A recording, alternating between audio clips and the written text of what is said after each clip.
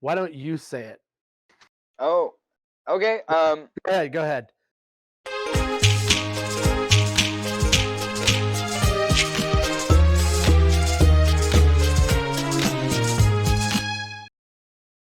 Welcome, brownies, bobbins, and acorns to Ignore the Bird, Follow the River's Willow Watch. We're talking about episode 3 today. Me and Adam here. Adam. Yay! Willow Watch. I'm excited. And I'm excited too. Willow, how'd you get in here?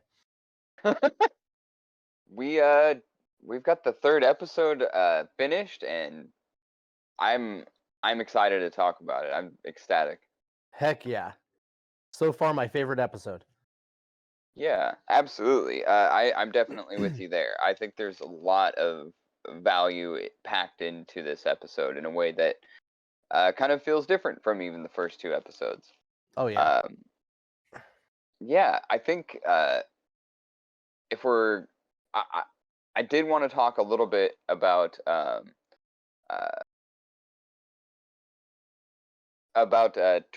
Thule and Tiberius and the whole like finding more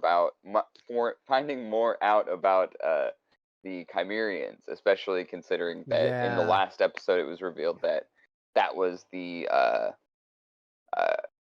essentially the heritage of Elora. Yeah. And that she's the last one. Mm-hmm. That's pretty cool. Yeah, and that would imply that that Elora's line includes in the last 1,000 years a Fae, which I thought was a really fascinating point of that that backstory that we got from Borman to Kit. Was just the fact that there is a inherently magical element of Elora Danon's ancestry. With the Fae, they were talking about the Fae of the Grove, so Sherlindria's Grove. I think it implies. I think so. It doesn't necessarily specify that, but knowing the lore like we know the lore, that seems to be the implication. Oh yeah. Yeah, that natural magic. And I like the way it's told, like at the beginning, it's this, just like they've been doing the parchment page and things like that. And you hear them hear Borman start the story. And I like I enjoy it, and it's simultaneously enjoyable and maddening the way that they do. Like, he's really just as soon as he really starts to get into the story, like Kid is like, oh, come on, enough of this boring shit. I want to hear about my dad. And it's just it's kind of true to life, when you tell stories to I mean, I don't want to say a child, but like, for all intents and purposes, she has no real life experience. So like, she is kind of a child in a way, and I just like that sort of juxtaposition of those two, him telling the story and her being like, all right, get to the good part. Yeah, absolutely. It is yeah, and it's another opportunity where Kit is kind of showing a like that so we were talking a lot about I was talking a lot of shit in the last episode specifically. And I think it's right and it's good that I did that. Because going on the information that we had, yeah, it's these characters aren't necessary, especially Kit and Sorsha are really breaking my heart here. But we start to see in this episode how that character arc is going to take shape, which gives me hope for that character. I know that we're going to talk about this, I'm sure, very soon. But yeah, Kit and Jade's relationship is going to play a big part, I believe, in Kit's development as a character, which should be very, very interesting. But this Fae ancestry of Elora Danon, this Annabelle the Fae, as one of the previous rulers of Chimeria, the creator of the Lux Arcana. The Lux Arcana, the Chimerian Curious, it's kind of flavored like so many magical items in fiction and fantasy, essentially able to be used by only the pure of heart, much like the Right. flying Nimbus of Goku's or the Monkey King's. Yeah, and I really love that. I love that flavor, Hmm. especially considering you look at the party that we are following on this adventure, and who of all of them is going to be the one with the pure heart that could wear the Luxor Arcana. Right. And Yeah. I mean, I think that Allura is the obvious choice here, but I think there's a couple possibilities for Oh even yeah. Jade or I think Graydon even. I would say I was going to say as well, Graydon. There's a possibility for Graydon to have the ability to uh, have that pure of heartness, but that's predominantly because we haven't learned too much about who Graydon is. Like we know Right. he's the prince of Galadorn, Hmm. but we don't necessarily know if we don't know what he's been through. We know that he's probably had some hard times. His dad seems like a real dick, Yeah.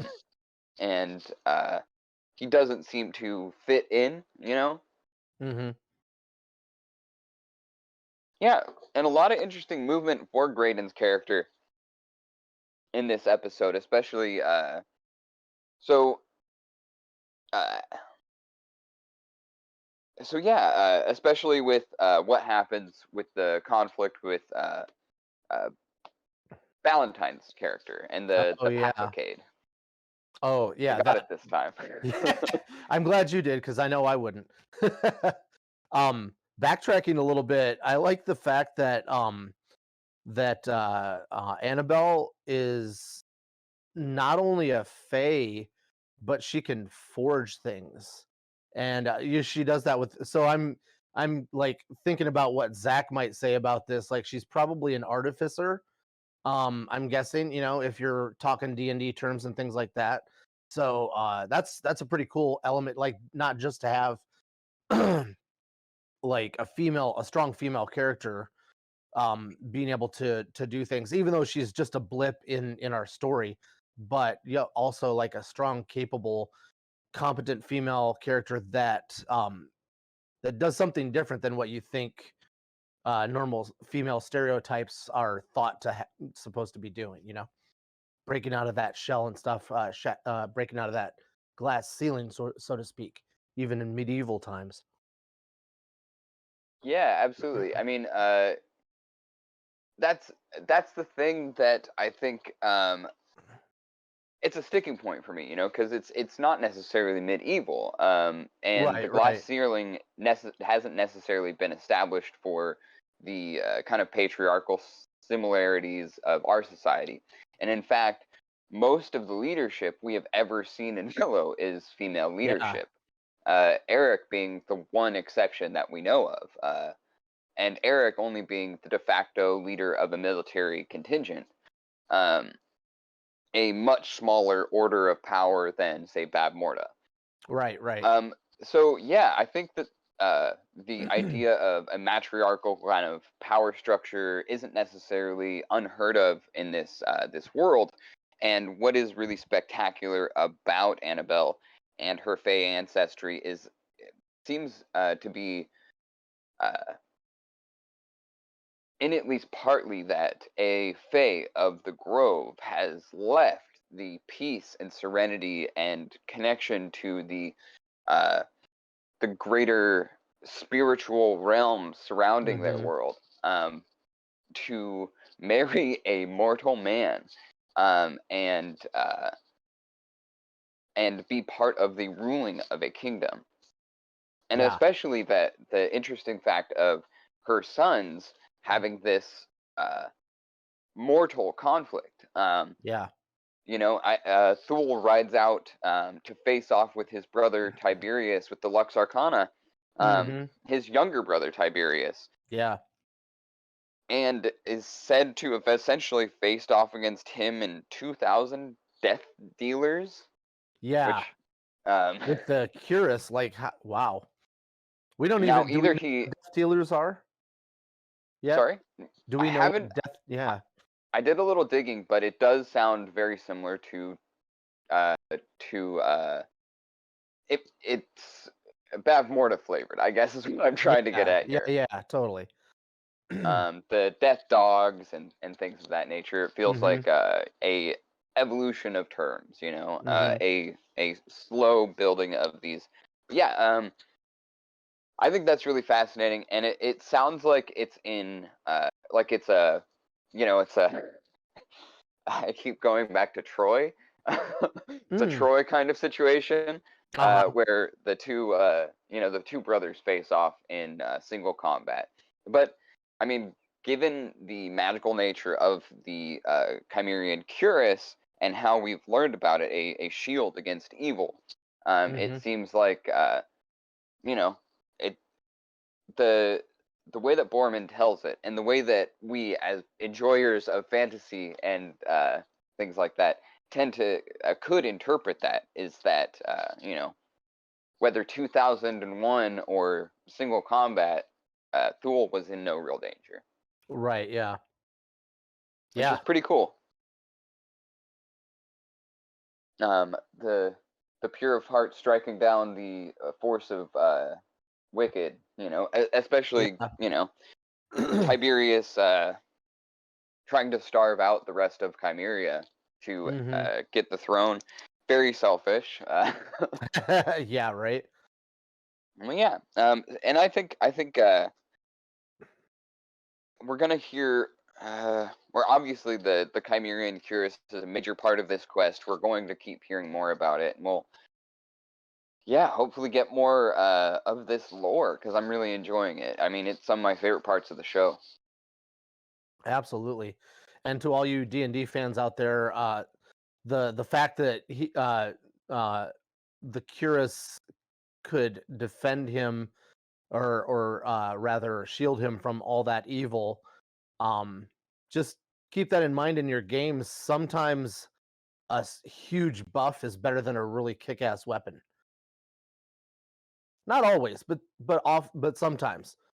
No, especially like I mean, yeah, that's an interesting point. You know, there's like a handful of ways that you could imbue certain magics into your armors and things like that. Like if you're out of game or you just want to create it with your DM, you know, a lot of Hmm. the times, whatever way they need it to happen, they'll make that work for you. So Yeah. always advocate for your characters there and try and get them that cool Chimerian Cuirass or things like it Hell because yeah. yeah, I mean, having a cool +2 sword is great, but once your AC is above, you know, a certain point, Yeah. it's gonna be a lot harder to hit you. And shit, if you have just some of the some fairly simple spells that you know, lower level spells can, you know, like what's the Oh, turn undead. turn undead or something like that that almost have like a similar flavor here. Yeah, true. Yeah, something like that. Yeah. That's cool. Could be a very powerful thing depending on what kind of campaign or things like that you're in. Yeah. Um, but beyond that, yeah, we were talking a little bit about how Borman is relaying this story. Hmm. Elora goes missing. Um, I uh, I I don't know if this is just me nitpicking, but I'm gonna say it. The whole like your generation jokes, I'm fucking over it. Like, I think it makes you sound like a loser. It makes you sound like a goofy ass boomer. And I think we need to just stop doing it because I've never thought it was funny. And I thought it played kind of like, I thought it played weird coming out of Borman, who's like one of my favorite characters in the show so far. And Yeah. like, while the character does have a little bit of that edginess to it, Hmm. that's like a very modern convention, you know. We you know, and I think that the implication doesn't sit with me in a way that I enjoyed at all. Yeah. Having said that, just playing devil's advocate, I think like in like every generation has that sort of thing, like the older generation is always like, well, your kind of music, but their kind of music was radical to, their parents' generation and so on and so forth, like that sort of dichotomy. But I do agree that in this situation, it's maybe a little bit much, and they're trying to make it playful, but it didn't play out as well. You know what I mean? Well, I can appreciate the devil's advocacy because it does allow me to go a little further into detail into what I mean, in Hmm. that, like, it is a thing that we've seen over and over again in the United States, and I think largely the trends are same, uh, pretty much wherever you go. Yeah. That there is this idea that the younger generation doesn't know how to do X, Y, Z, isn't hard enough working, and things like that. But that is a so when let me rephrase. When you're saying your generation, uh, in this case, doesn't have a very doesn't have any attention span, or your generation's music is this or that. Um, it's often a way to reinforce traditional ideas and to demean the generation trying to enact different kinds of progressive change in the world. Um, which is why in the show it rings as kind of like a boomer dog whistle for me, Hmm. especially considering that there are so many, like, to even elaborate further, it feels like this show is trying to uh, play to both ends of a very divided political spectrum in this country. And I think Hmm. that's a mistake. Hmm. If you're going to have, um, yeah, I don't necessarily think that that is I mean, ultimately, I don't think it's uh, bringing back to the original and its very interesting social commentary or even political commentary. Hmm. Um, and I also think that it is the way that they're doing it doesn't necessarily give us a sense of their world, but a reflection of our own world back at us, in a way that doesn't necessarily critique it, but just is almost referential. Right. And And I think that it doesn't play well. It feels forced a bit. and we find that with a lot of this dialogue, we haven't necessarily been super happy with a lot of the dialogue writing, and that's Yeah. whatever. It's kind of a nitpick. That's why I put it that way from Yeah. the get Yeah. go. It's kind of a Totally. nitpick. Having said that, I feel like this episode, what we were just talking about aside, I've Sure. I've had the least cringes as far as dialogue goes, of any of the 3 episodes. Absolutely agree. There's many places in it where the feeling of it is yeah, isn't giving, like, it gives me a very yeah, I'm not cringing either. Yeah. Yeah, it's a fun it was a fun episode where they dig deep into some of this dialogue writing, and we get some of the best lines Oh, yeah. of it, giving us a way to give expository kind of dialogue, while also giving us motivation for that. I Mhm. don't want to jump all the way into the end, but I had a lot of thoughts about that. The ending Oh, yeah. sequence with Valentine and Jade, Oh, yeah. where that is concerned. But so, will Kit finding Alora's bush come up? Because Right. this is kind of like something Kit doesn't share. Obviously, there's not much time to do so. But now Kit knows for sure, and we see it play out on Kit's face, and, like, there's a couple of moments where it's even referenced. I think later on when Borman and Kit are in the crypt. But yes, there.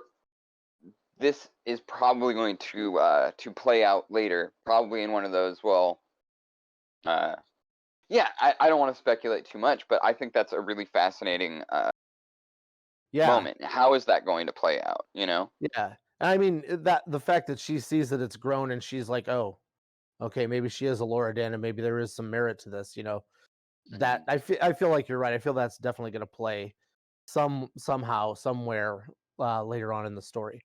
I mean, even like I was saying, and at the end of the episode or near the end of the episode, when Borman is kind of like he's talking to Kit, and he's kind of like, well, it would be really weird if she actually had magic, but she couldn't even perform a simple spell. It even feels Right. kind of pointed, like he knows that Kit knows, and I'm Oh wondering yeah. if so it's kind of a payoff already. I'm Yeah. curious to see how much True. further that's going to go. Like, Right. is Kit just going to admit it? Is Kit? Well, I mean, they're in Nockmar, or they will be at the beginning of the Yeah. next Yeah. episode, I presume. Yeah. Well, in this So, episode, like for Kit, there's a lot of those moments, like sort of eye-opening moments where like she sees the bush. Oh, she really does have magic. Oh, not to get too far into it, but like, oh, uh my partner slash friend slash trainer has been pulling her punches, and I'm not as good as I thought I was, and all that. There's a lot of those moments for Kit. So I feel like um this episode really sets up some growth in her character arc for the rest of the story and stuff, or decline. yeah, You never know. Like it could be she could go off the rails and totally be a fucking evil character. Who knows? yeah. I think that's an interesting, because when Kit and Jade are alone, and Kit is told by Jade that she's been letting her win this whole time, Yeah. I think that is what I was referring to earlier, where we actually start to see some potential for character, or for Kit's character to grow and change. We see Hmm. almost directly that um, their and as I was talking about in our last episode, that their power dynamic is obviously going to cause a huge rift, a huge problem, a resentment between them as time goes on, unless it's addressed. Yeah. And this is a Yeah. very subtle but very clever way of addressing that power dynamic, Hmm. because it's not saying that, it's not Jade saying you did X, Y, and Z. I slept in a stable, blah blah blah. It's Kit realizing that because of the power she holds over Jade, Jade never felt like she was able to compete in earnest, which Right. hurts Kate in a way that Jade would never intend to hurt her. Yeah.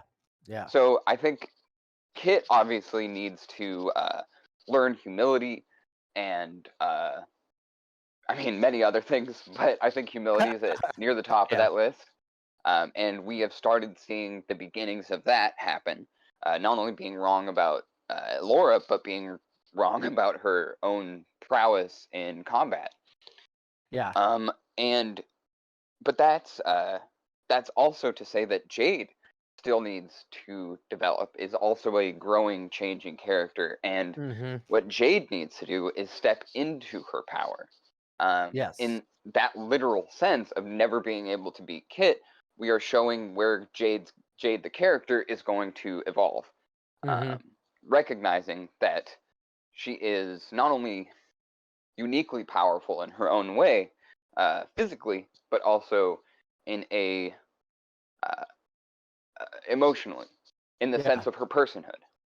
Hmm. Uh, And I like how there's even a physical representation of that kind of because like up to this point she's just been using swords, and later on when there's after this realization between the two of them, when there's battle, she's using kind of like, I want to say it's like a naginta, like a staff with a blade, like a long slightly curved bladed end, and which reads to me as a more powerful weapon.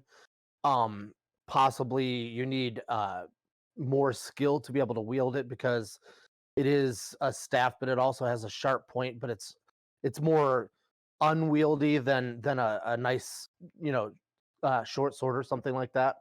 So like I feel like that's a physical manifestation of her embracing that and being like, excuse me, I really need to step into my power and just move forward with this. So, which is pretty cool. I love these. I love sword fights, but like weapons for I don't know if it's a Naginta or not, but the Naginta and the cleaver, that Borman has, like those are just cool as hell. Like that's fun to see on the screen, you know? Yeah, it's a really special thing that the original Willow definitely had a variety of styles of weapons and combat to suit kind of different characters and their aesthetic, essentially. Oh And yeah. this show is definitely not is like even doubling down on a lot of that. There was Mm-hmm. some uh, geez, was this? It might have been in one of the trailers. It might have been the Q&A I was at, but they Uh-huh. talked a little bit about the younger actors talked a little bit about having a lot of fun in stunt coordination, but like they couldn't Mm. cheat off of each other's homework because they each had their own individual combat style and Oh, things like cool. that. Oh, that's awesome. So yeah, so everyone kind of had their own like fight choreography time and someone to train them in this like very specific way of doing any individual action. Someone's going to react this Mm-hmm. way and someone's going to react this way to the same external stimuli, and That's that's cool. yeah, I really enjoyed that little tidbit, and we kind of see that already in how the everyone kind of carries themselves in combat. I thought Oh that was yeah. a really interesting thing. They search for Alora, and then they see the bush, and then they find her and Valentine. And I just wrote I wrote two things. I wrote Silas is awesome and Graydon knows his shit. Yeah, Graydon not only knows his shit, he also knows himself well enough to know what Yep. he isn't good at, and not Mm-hmm. to put himself or others at risk by, like, say, entering combat. In that first battle there, Mm-hmm. he is hesitant to step in because he doesn't want to be saved. Um, he wants to stand there and be kind of like, you know, stand by Willow, essentially, it seems. Uh-huh. Yeah, And I thought that was a absolutely. really interesting thing that Willow sends him out to defend. I think what's really interesting about, but as you were saying, Greta knows his shit. I think Willow might have a new apprentice on his hands.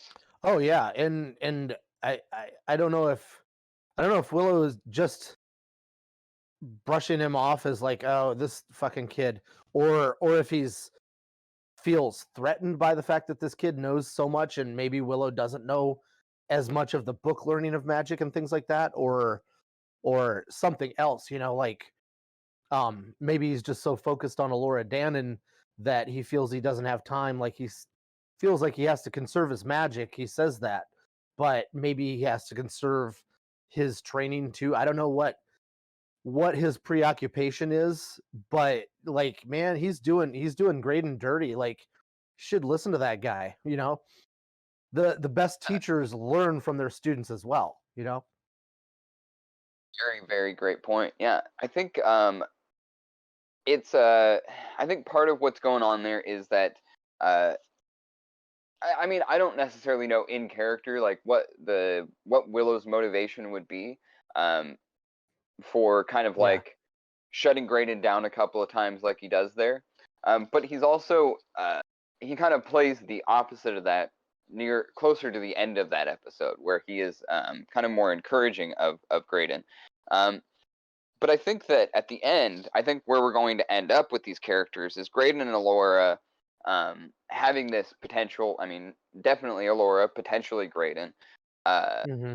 the abilities with magic, I think that at a certain point, Willow won't have to worry so much about conserving his energy and more focusing on making sure that these two have the potential to be another sorcerer in the party who Yeah. can take that burden away from him.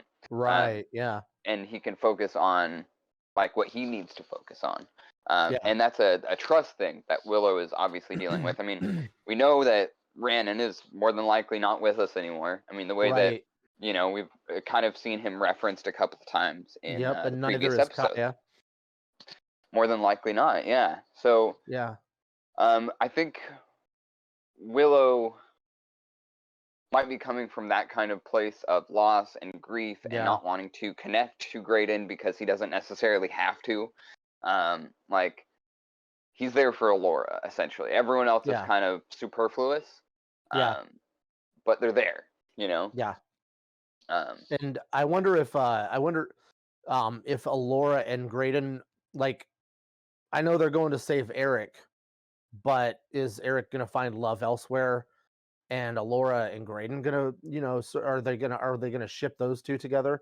Um, another like that aside, also like for Willow, I feel like you're right in that, like, once Allura and Graydon are allowed to sort of help each other and become those other sorcerers in the team, it'll give Willow time to find out, because I don't think he's figured out the riddle of what he is supposed to do. Like, I think maybe he's still grasping at straws, and maybe that's why, he's so focused on trying to figure that out and not looking stupid or powerless in front of these kids or any of these people, that he can't really truly figure out what he needs to do. He's too preoccupied with too many things. He needs to focus on, yeah, what is this thing that I'm supposed to do? What is this dream telling me? What is this riddle that I'm not solving? yeah. I think Willow's preoccupied with all of his precognition, kind of like precognitive kind of like dream sequences that, Yeah. he's still trying to follow this specific path that he has in his mind, but he Hmm. doesn't feel confident, like, telling them, well, we can't go up those stairs because that's Nockmaar, and whenever I go into Nockmaar in my dreams, bad things happen. Yeah. I think that there's something there. Um, but yeah, I mean, that's I kind of we're kind of hitting on both of what we're saying here. It's Yeah. about letting go for Willow. He needs to let Hmm. go of that feeling of having to carry or feel the burden of the world on his shoulders when he can kind of show these younger people how to kind of uh, work work their abilities, use Yeah. their skills to help all. Willow needs to let go of um, the those issues that he's having with his ability to trust and connect with people. Like, Hmm. Willow needs to let down his guard, for these Hmm. these kids. I think he's just that's going to be a part of his development is that that learning to trust and let go and learning to uh,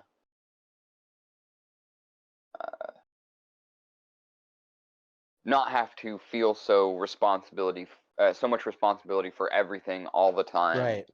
He Yeah, needs to be like a good leader slash manager and learn to delegate the things that aren't crucial for him to do, so that he can focus on the things that are important for him.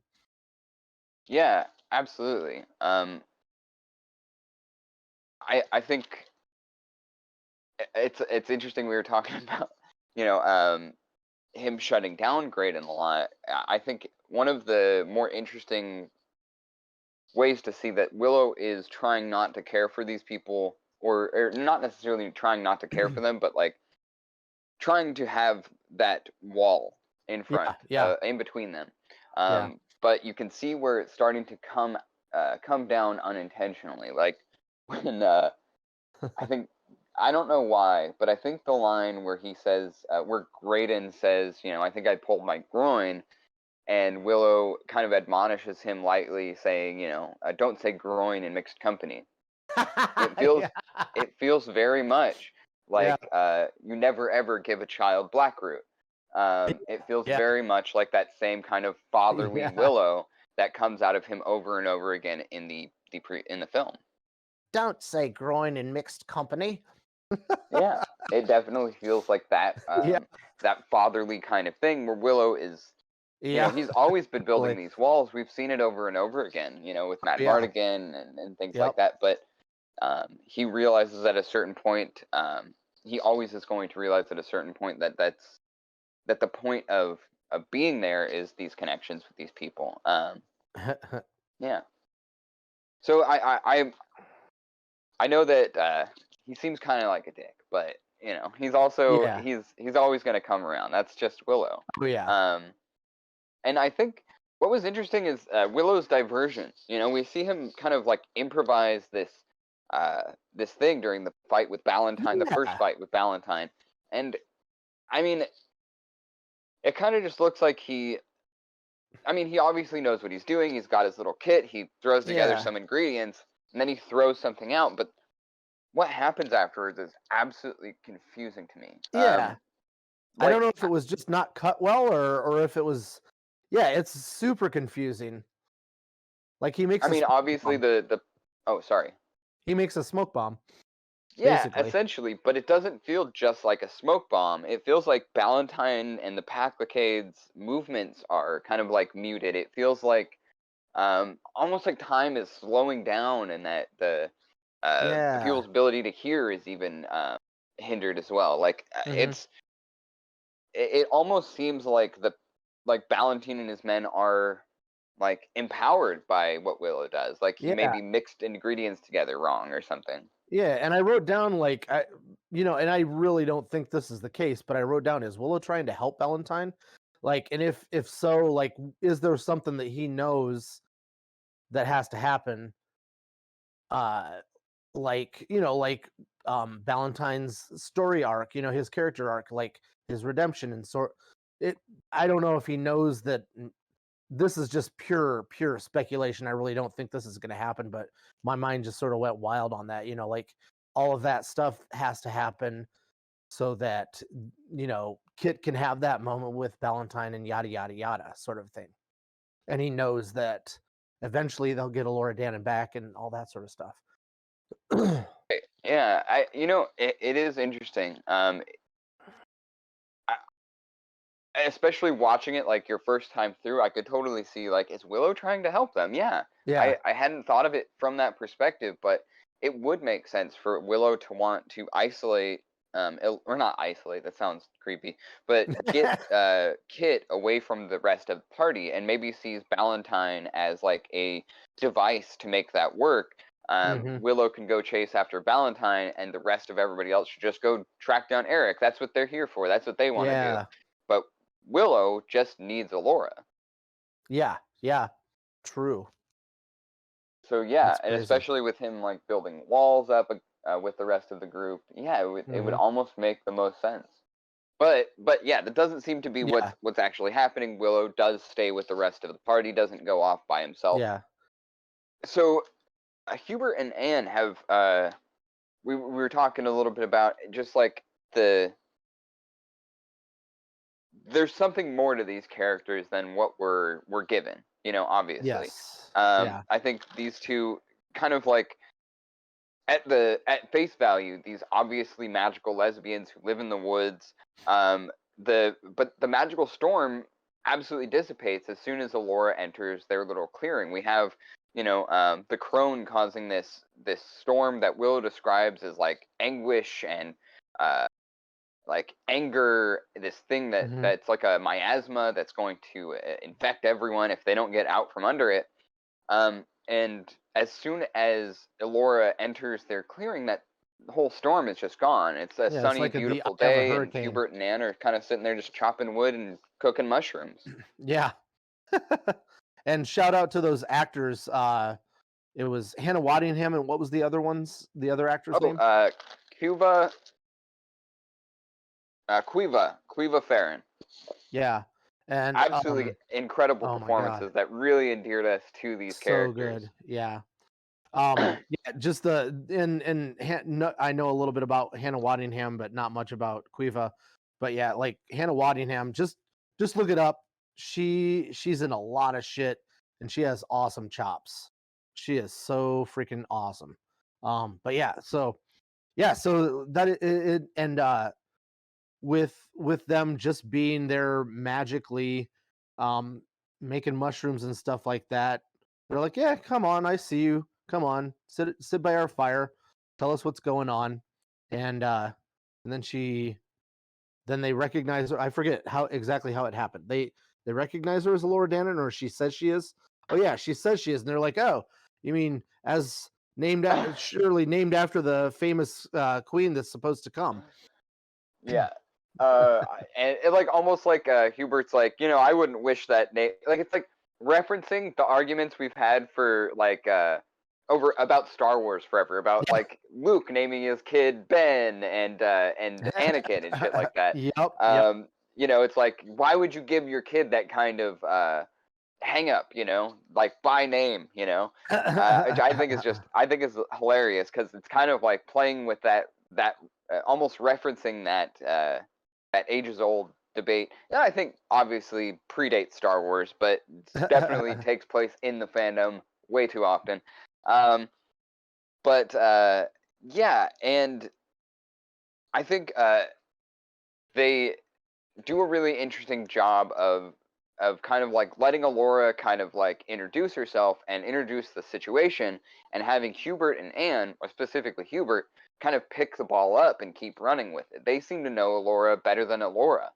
Yeah. They know her lore and they know the backstory. They seem to know everything about it. Yeah, how do they know that?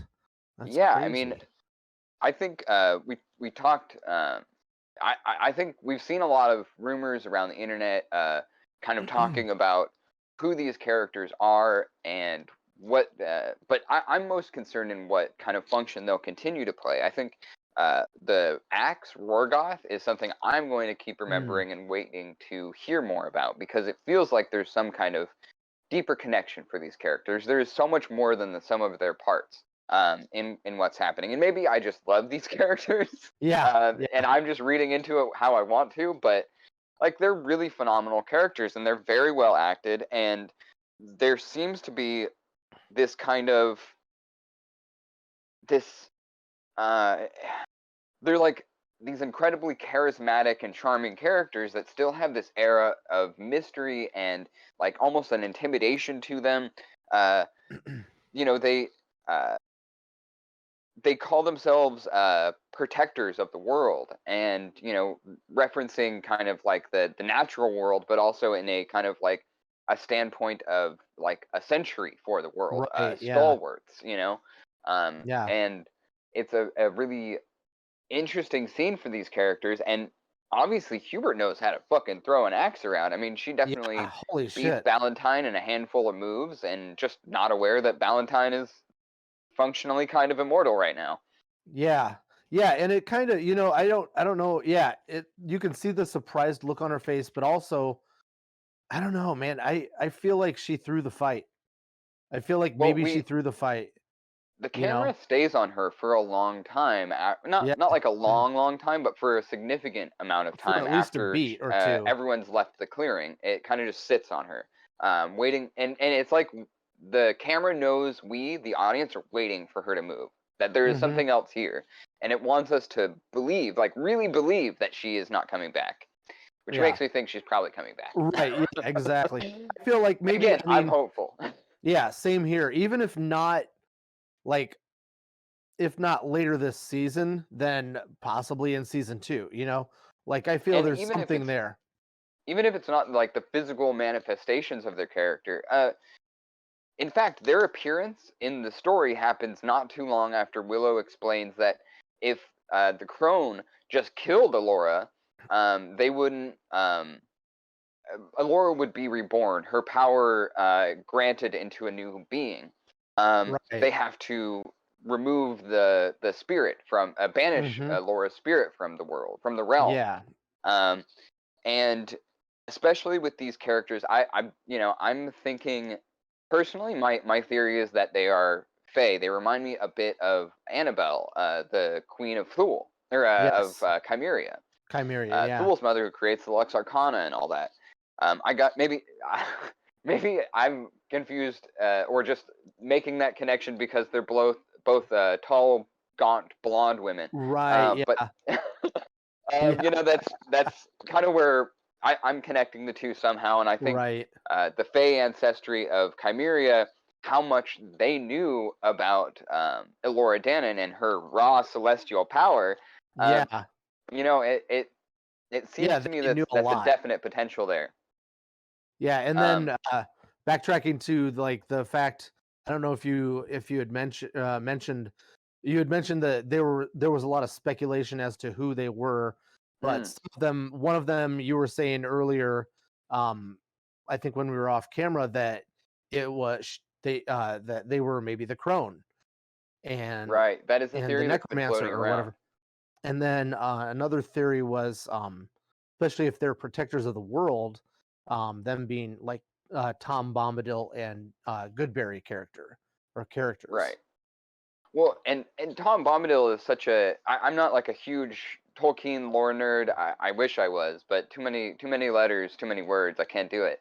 Um, but too many consonants. Too many languages. Anyway, I'm just saying Yeah, that Bombadil and Goodberry are like these incredibly powerful. I mean, you could read it. yeah, Bombadil is either a simple woodsman or God, in the yeah, Tolkien lore, depending yeah, on who you ask. So it could very well be that knowing that Annabelle is a Fae of the Grove, it could be kind of like extrapolated that if Anne and Hubert are also Fae, they are from the Grove, and that whole kind of symbology, or similarity comparison to Tom Bombadil hmm and Goodberry is absolutely oh yeah, a great kind of like comparison to the two, because the Fae of this world are immensely powerful creatures that, if you know the lore of it, it's a very apt comparison. yeah, absolutely. Because there are Um, two worlds, and that's the the spiritual side of the world, and the Fae are kind of in between, right? They're in between the physical and the spiritual. Exactly, yeah, kind of able to play in both. Uh, and yeah, I think yeah, I'm gonna keep my ear out for that. The Oh way that yeah. she calls her axe, Hubert calls her axe Rorgoth after her father. I think that's like, Oh yeah. I think we're supposed to be paying attention to that. I think that's one of the real. I mean, all of those lines are so well read and so well performed that honestly, I just like am gonna hang on to most of that monologue as I watch the rest of the show. But that Yeah. specific beat really makes me think we're gonna probably hear Rorgoth's name again, and probably be able to develop from context who Hubert and maybe even Anne are. Oh yeah. Yeah. Um, Absolutely. Yeah, I really love those characters. They're Oh man. my favorite characters so far in this story. I mean, I I also wanted to just another one of those kind of lines where I think we're probably going to understand more about these characters.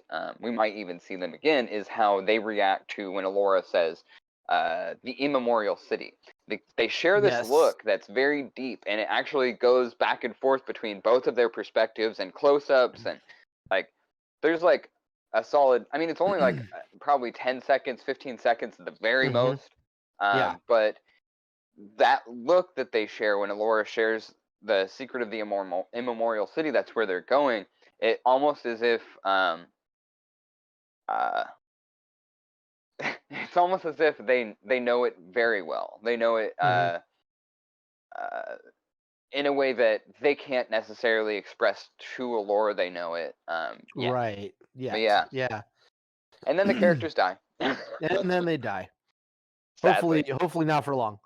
Um Yeah, same. backtracking a little bit, before we meet them, uh when the I just gotta say, like, speaking of favorite characters, when the wagon wheel breaks and they're doing their whole thing, fixing the wheel and yada yada yada, and the scene after that where uh Willow mentions no groins in company, and fucking Borman is just there overacting his ass off. Like, how fucking corny. And I know he's overacting, and I think he knows he's overacting. That's probably what he was directed to do, or maybe it's just him. But it makes me like that character even more. That he's just like a fucking ham. He's such a ham. Oh yeah, it's an in character overacting Oh my if I'm god. reading it right. Like Yeah, uh yeah. Borman's got this like almost like drunken master way of approaching life. Like, Yeah, it's not necessarily like he's drunk all the time, but he's going to let you think that he is stupid as hell yeah, when he's not. yeah, I mean, absolutely. obviously a very smart character Yeah, by the way that he uh, conducts himself. yeah.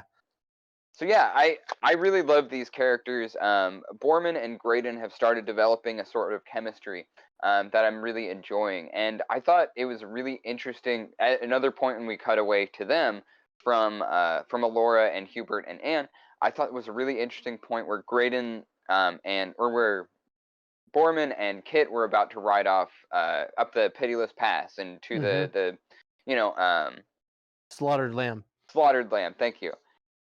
Uh, there was this interesting line Graydon says to Borman that kind of just is going to stick with me for a while, where he says, uh, "Don't let anything happen to my queen." Graydon says to Borman. Like I just wonder what in Graydon's mind makes him think that in any way Kit and him are still betrothed to each other. That is like, I mean, we've heard it talked about that this is a death mission or a suicide mission. They are definitely going to get clapped at some point during it. That's what Borman has said over and over again, and it definitely seems like that is where the stakes are set, and everyone should be kind of like on that. Not to mention the fact that Graydon has already started kind of like eyeballing on On Elora. Elora.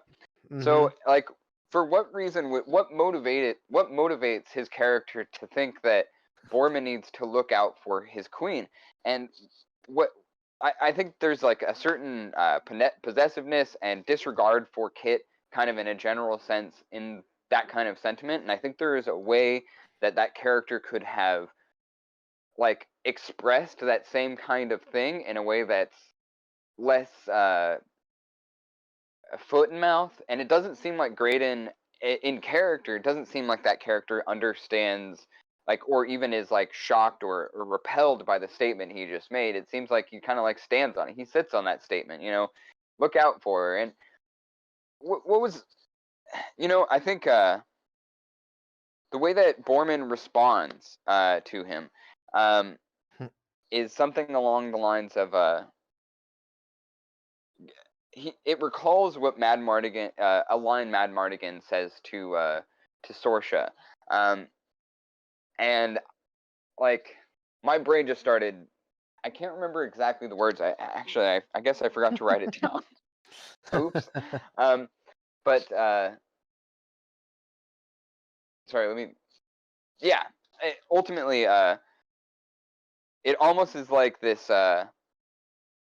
Yeah. It just has like this certain amount of possessiveness, though.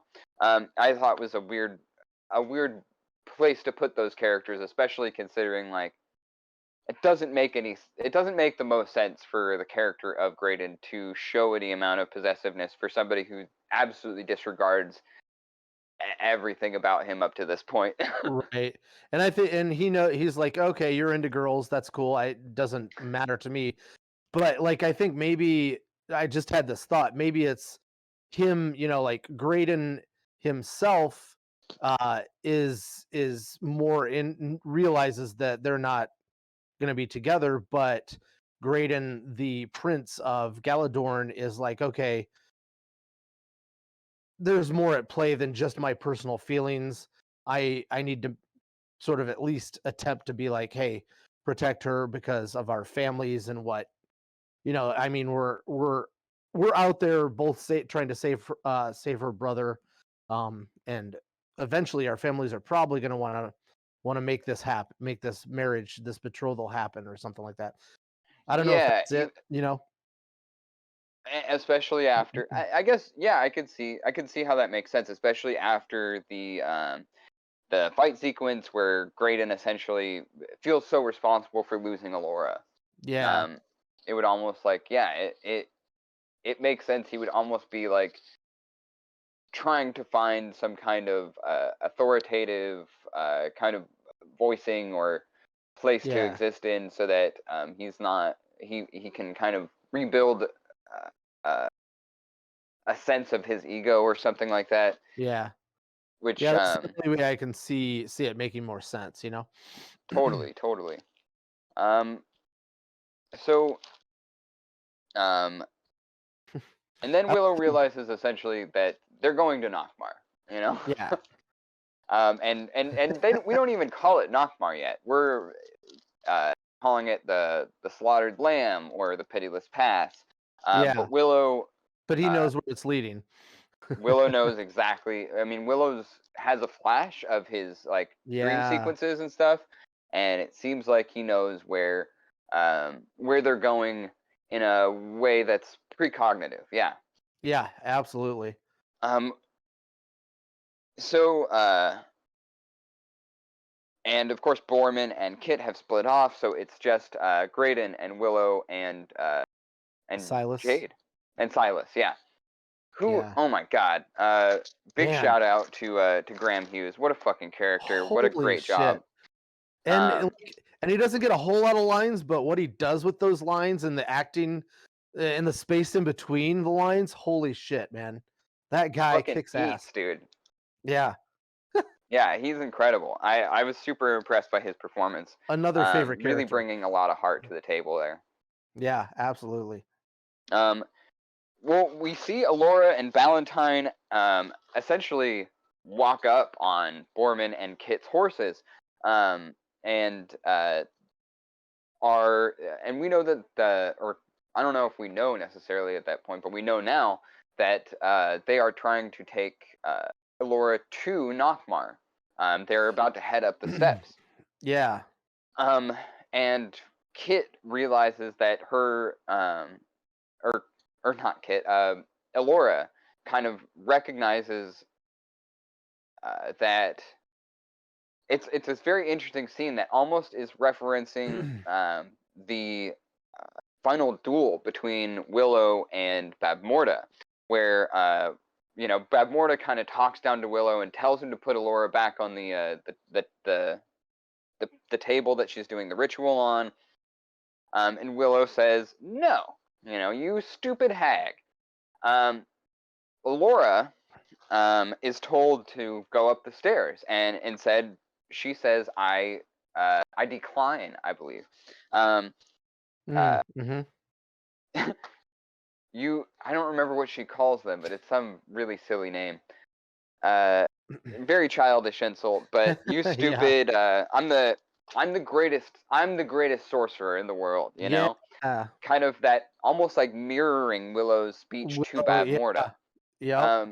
But in Alora's case, it's almost coming like she might be bluffing, but at the same time, when she goes to defend herself, her innate like kind of power, the good within her, is activated and burns the face, sears the flesh. The knights, of these cursed knights. And I thought that was a really really interesting scene, especially considering Valentine's and the rest of their curses are developing at such a rapid rate at this point. Every scene we see them in this scene or in this episode, they are slightly more degraded. We're getting a rapid decline of their well-being towards the end of the show, and they're probably not lasting past Nockmar, even if Willow and company never caught up with them. Yeah, and I wrote something down. This is sort of backtracking. Before Willow, or during when Willow sees his vision of Alora, it like that vision where she's like sort of arms out and head up, and her eyes are you can just see the whites of her eyes. And then Willow says, "A portal between dimensions is open. A portal between dimensions is opening, and when they reach it, Alora will be lost." So that's basically describing what the this vortex miasma thing is. And what's going to happen? That is, are we getting fast travel in the next episode? Ooh. Are we? Because I know that Well, from what we've seen in trailers and different snippets of this show, in featurettes or whatever I mean, all of the material they've put out so far, Mm-hmm. is that it doesn't look like we're skipping straight to the Shattered Sea or anything like that anytime Right. soon. But Nockmar, there's something that's going to happen there. Well, yeah. It's, but yeah, I think it's Well, the in that line. What was it? A portal between worlds will yeah, open. will Yeah, yeah, yeah. open, and when they reach it, Allura will be lost. It's like the continuation of Bab Morta's ritual, like Right. Yeah. continuing 20 Mm-hmm. years later. So really interesting shit there. And fast Um, travel aside, like we do know that I can't remember which of the of is it the Lich? What is that one guy called? The Crone's like henchman. uh, well, I think the Lich is the one with the little goblin man. Yeah, and he's got his two homies that he wreaks havoc with. One of them Yeah. can translocate. Like he'll be one place and then you'll see a blur of magical light and then it'll appear behind you. So we know Yes. that some sort of teleportation slash translocation is possible within this world. So Hmm. there's something to that. Yes, absolutely. The yeah, I believe that is the Lich. The Lich is the little, yeah, Yeah. and we see that like kind of like he's Nightcrawler bamfing around the Yeah, first battle sequence they're in. Uh, absolutely. so I definitely want to talk about Nockmar more, um, but there is, eh, I guess, I think that let's just get into it. The geography of this world is very interesting. The way that it's kind of been detailed to us. I mean, me and Adam, and maybe most of you listening probably have looked at and found the maps of the world that have been drawn already. Hmm. But what's really fascinating is the way that the locations in both the film and this series have been primarily the same. But you can see in the 80 set or 88 film, you go from the Nelwyn village to essentially to Tirisleen, halfway to Nockmar, back to Tirisleen, and then all the way to Nockmar. In this show, we have the heroes going from Tirisleen to the Nelwyn village, which we might be able to kind of infer might not even be the same villages. I think you were Right. saying Yeah. earlier. Yes. Yeah. Yeah. But because it's underground, and I'm guessing they probably put it in a different place, different location, so so that they can sort of get get anybody that is trying to hurt them off the trail. Oh, we went to the Right. Nelwyn village. It's no longer there. Shit. Okay. Right. I mean, Ballantine did eventually find the Nelwyn village, but that's not to say that Ballantine wouldn't have specific knowledge about where the Nelwyn would be, even if they had moved. You know? Even that, Um, or maybe he has because of his curse that is on him. Maybe that he has some sort of tracking. Like it mhm, almost seems like he does. Like he has some sort of a connection to Alora Dannon to be able to track her wherever she might be because they mhm. keep finding her no matter what. Yeah, it's really interesting. Uh, so we go from Tirisleen to the Nelwyn Valley, and to Nockmar. But the way that we've traversed these locations is unlike, the two are dissimilar. Whatever way Willow and Party went in the original film is not the way that Kit and Party are going in this film. Right. Um, Yeah. and we have yet to see one of the primary locations of the film being uh, the crossroads. Yes. Yeah. Yeah. We haven't seen the crossroads. Wonder if Mad Mardigan's old cage is still there. Well, it makes me wonder if the crossroads even still exist. I guess we should go back and talk a little bit about the innate power that resides within Alora and how even maybe she's not aware of, and obviously she's not aware of it, Right. That scene where she touches one of the Paclocade and his face just singes and kind of melts onto her friggin' hand. Yeah. Yeah, it kind of it feels unclear if she is bluffing and trying to, because we talked a little bit about how it mirrors Willow's bluff at the end of the film, Right. Yeah. but she's not bluffing, or she maybe doesn't realize she's not bluffing Yeah. even. Bluff or no, she's got the real deal.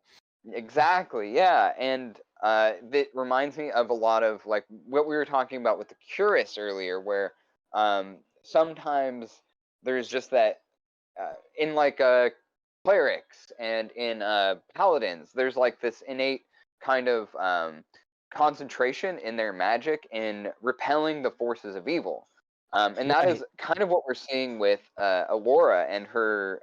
I think that's what we're seeing with Alora and her touching this cursed guard's face and it being immediately injured. Yeah. And I think that's the moment too when she says, like, she's trying to convince them to turn away from this, because she says, "You're not going home. You're not meant to survive this." And I think at that point, they didn't really realize that. They may have known it deep down inside, but they didn't really realize that in their conscious brain until then. And that's when she tries to, she's like, "I'm not gonna go," and then she tries to push him off and burns them, and that's when that whole thing happens. And Or yeah. or even like even more like maybe she doesn't realize that they're not just cursed versions of their own selves. Maybe going home to them is the demonic cursed part of them that will go home to the uh, the source of power of the crone, or Mm, you know. Their yeah, return home isn't necessarily Ballantine and his men's words, but the words of the uh, the possessive, curse. Yeah. malicious evil inside them. Yeah, that's true. Um, so yeah, I think it's like we've started on this path for Alora being all of that she is legendarily supposed to be. And like we're finally starting to see those gears starting to turn because we've Mhm. known it, but now she knows it.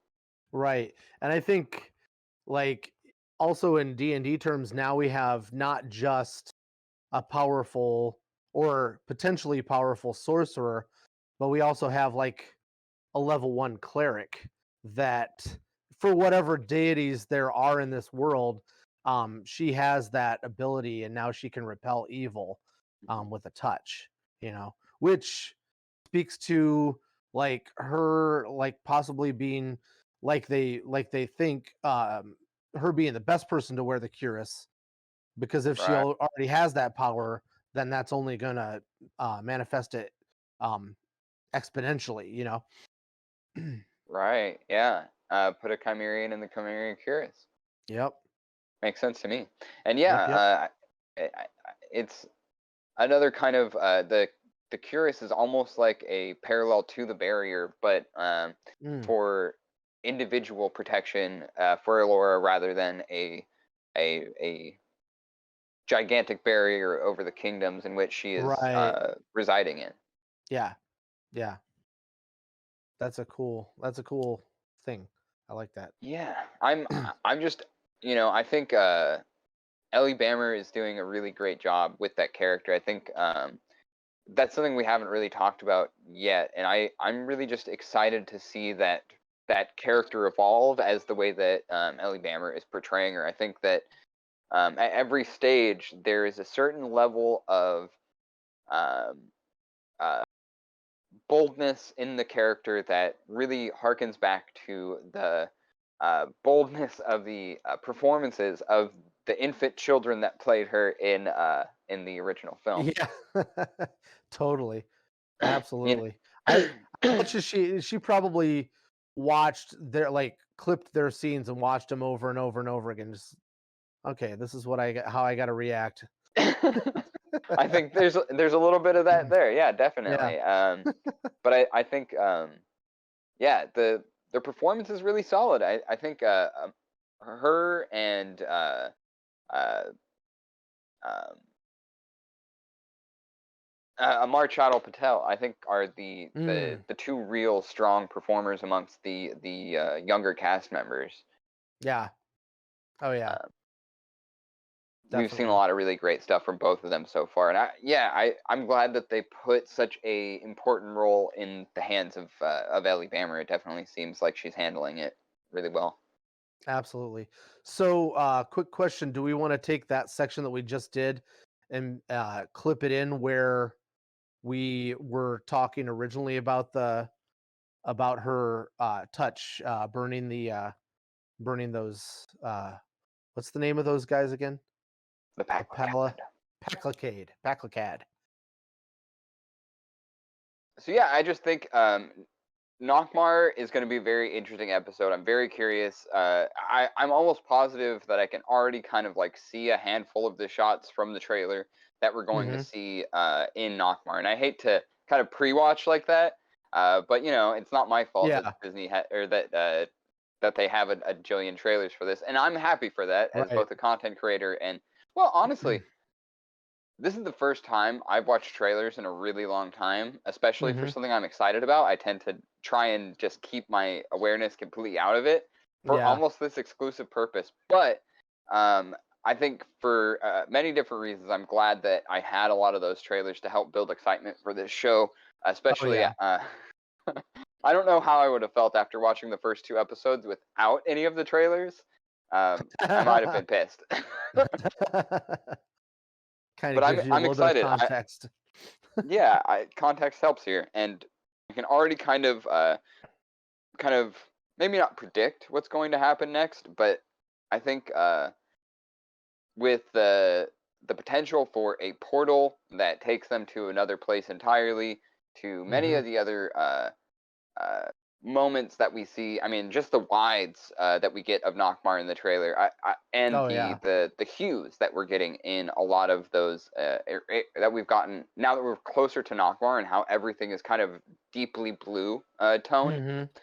Oh yeah. Um, I think there's that scene. I think it's from the first trailer where Willow is standing by a lake with a castle in the background, and I think instead of Mm. being uh, pure as lean as I predicted in my trailer predictions, I think this Mm-hmm. will actually be from that because it is so blue toned. It's starting to make me think maybe that's Nockmar.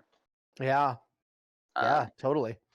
and it's not necessarily the like uh, the vision of Nockmar that I've had in my head all these years, but it definitely makes a lot of sense.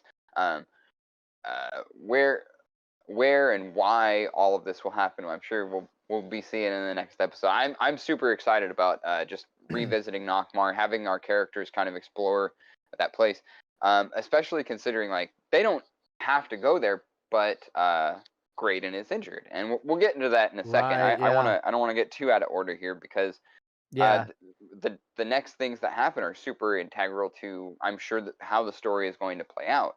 Uh, Borman and Kit arrive at the in the crypt, and we get uh, At the a slaughtered very lamb. interesting Yeah. at the slaughtered lamb, and we get a little bit of backstory on Borman and Madmartigan's relationship, a little bit more backstory rather, um, Yes.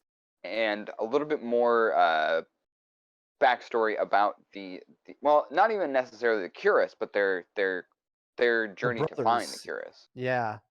Well, that too, and then like he finally, that's the point where he finally says, the basically the kind of the end of the story that Thal impaled his little brother, um, because yeah, yada yada yada. He faced however many death dealers, and he essentially impaled his little brother, and all is said and done. Yeah, some very grim kind of like um, imagery. Yeah, Yeah. uh, Oh yeah. Im- impaling his younger brother on a spike outside of Chimeria. Um, Obviously, to the people that Tiberius was starving in Chimeria. I don't think anyone would have too much of an issue with that, but it is rather grim and reminds me of one of my favorite historical figures, Vlad the Impaler. Oh yeah, Vlad the Impaler. A ruler that led with fear, actually. Mhm. But in my in in a lot of my research on this character, I'm only bringing this up because there is a kind of similarity. Even Mhm. today, Vlad the Impaler in the area where Wallachia used to exist is revered. The idea of Vlad the Impaler, not because of any kind of Dracula myths or anything like that. Right. Yeah. Obviously, the character is based on him, but because of the the way that Vlad used the idea of fear to uh, dissuade outside invaders from the Turks and Ottomans, the Turk and Ottoman empires that were essentially Yeah. warring over that area in the period. And Vlad's history of as a child being kidnapped, his brother dying at the hands of the Turks, and Vlad's whole uh, worldview essentially being shaped by these incredible traumas that he endured at a very young age, and trying to, in some way, keep his people safe, keep his kingdom safe, and from these, I mean, the two of the biggest world powers Oh yeah. at the time. Really, really interesting stuff. I've always kind of thought of Vlad as I've met a lot of punks in the past who definitely see the aesthetic of punk as a way to dissuade outside attacks. This very armor-like kind of appearance, this aspect of intimidation and fear tactics to use what they have to try and reduce the amount of violence they receive. It's a Mhm. kind of like this. I'm not saying Vlad the Impaler was a punk. I mean, he was a ruler of people, and but I do think that there's that is an interesting aspect of the character. A lot of these, I mean, punks have a pretty bad reputation, and I think in many ways we deserve it. But most punks I've ever met are in behind closed doors in private are the sweetest, kindest people you'll ever meet in your life, who love their community, who love each other, and recognize that there are threats to our well-being and the well-being of our community, and whatever way, by whatever tactics we can muster, we need to dissuade those attacks as best we can, and nonviolence honestly is preferred in almost every case. um, and so if you can uh, avoid that violence, if you can avoid combat by using the aspect of fear, the psychological battle, I think that is a big part of yeah, a big part of who I am, and I think that's why Vlad the Impaler's story always sticks with me, and it's why I'm bringing this up to talk about Thule. Yeah. We don't know much about this character, but this idea of having this magical legendary armor that prevents him from uh, uh, uh, that it acts as a shield, a Against defense. evil.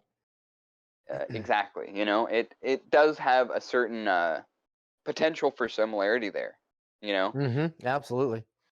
Uh, Well, I'm sure it allowed him to act with reckless abandon when, trying to defeat his foes, and thereby, like, he doesn't have to kill as many people. All he has to do is kill enough for people to be like, "Holy shit, this guy's crazy.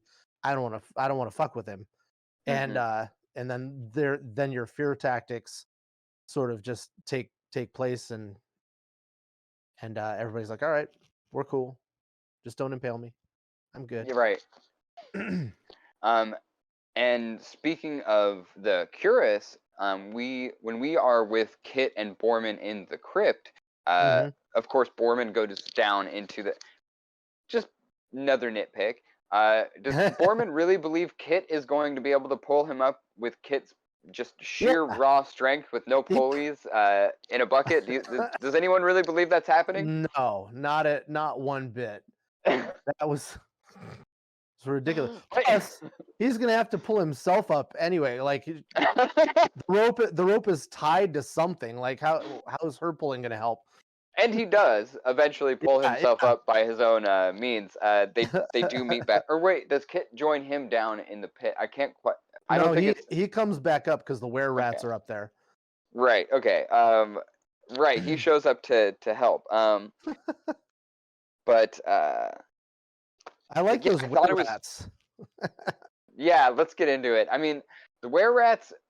You know, it felt like we were talking in our last episode about the homage aspect of this show, not necessarily being limited to just Willow. And I got to tell you, ROUS has definitely popped into my head on every viewing. Yes. Oh my God, absolutely. Yeah. Well, the were-rats are even in name a reference to something else entirely, into D&D, something that we care a lot about. Yeah. Were-rats are a long-standing D&D enemy. Monster, that's the right word. Yes, monster. Yeah. Oh yeah. I'm not sure on how they've always been depicted, but I don't think they're usually depicted as furless, or at least not very heavily furred and two-headed. But I liked it. It was creepy, and they looked. They were wet puppets, and I'm a fan of wet puppets, if you know what I mean. Oh yeah, I love the costume design the creature design. It looked real enough, but it also looked fake enough to be sort of camp at the same time, while also be intimidating. And yeah, I just thought they were fun. Yeah, absolutely. Just creepy. You know, that area between you know, hyper realistic and cartoonish, and it really hits. I think that it's that's like its own psychological game, because it's almost like an uncanny valley kind of thing, you know? Oh yeah. And especially really great just seeing the, like, you see one, but then you see all those glowing eyes in the darkness, and that just like it makes the uncanny valley believable, actually. You know, that you see that, and then it just draws it along, I think. Yeah, I like that a lot. Yeah, I thought that scene was definitely full of that kind of pulp fantasy kind of vibe that I love about Willow, and I was really happy to see in this episode. And I thought that the conversation they were having was fascinating as well, because Borman and Kit, among other things, talking about the Curious, talking about her dad, are talking about Alora. And that's a very interesting thing, because Alora is because we were talking earlier about how Kit has seen Alora's I mean, the very large berry bush that Alora was able to conjure. Yep. So but Borman is kind of I'm very curious if Borman actually saw the bush as well, and is just kind of playing with Kit, trying to get her to admit that she is wrong in this scene, you know? Yeah.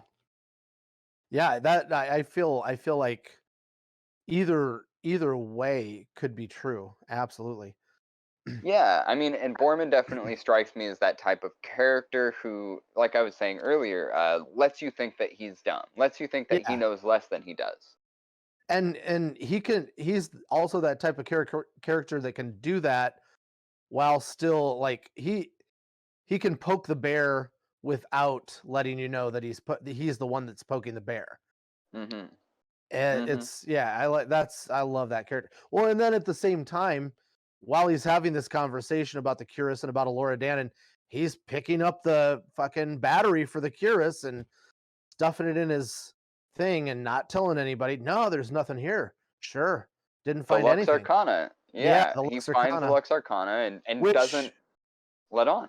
I was just gonna say, which looks very, very similar to like a lightsaber hilt. Just saying.